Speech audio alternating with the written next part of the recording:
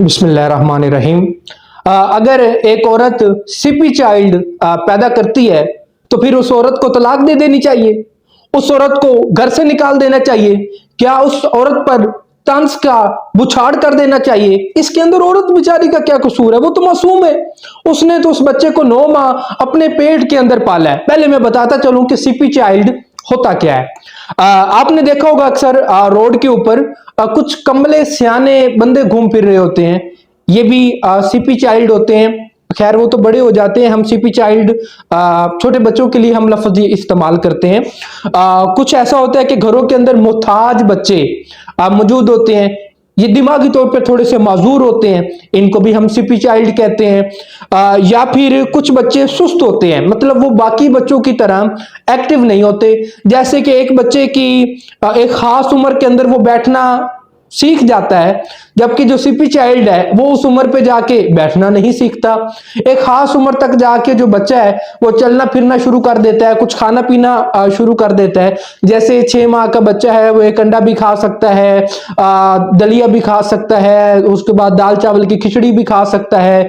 जो 4 माह का बच्चा होता है वो तकरीबन 4.25 माह तक के बच्चे के लिए दाल चावल खिचड़ी और दलिया वगैरह लग जाता है। 6 माह की उम्र तक अंडा लगता है।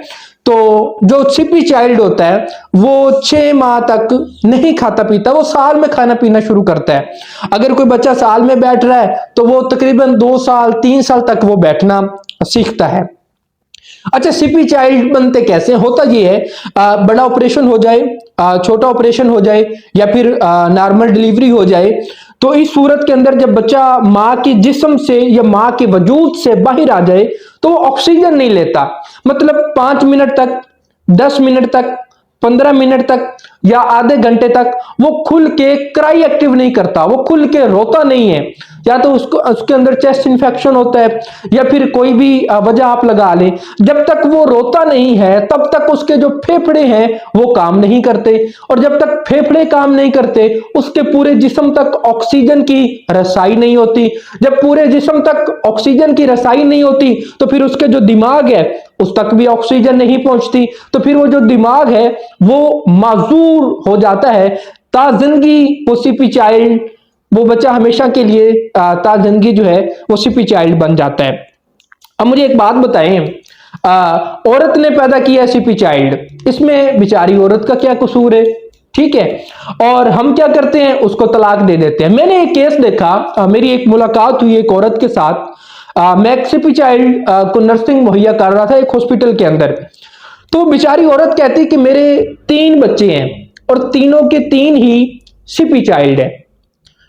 मैंने कहा अल्लाह ताला आप पर मेहरबानी करे, आपके लिए आसानियां पैदा फरमाए।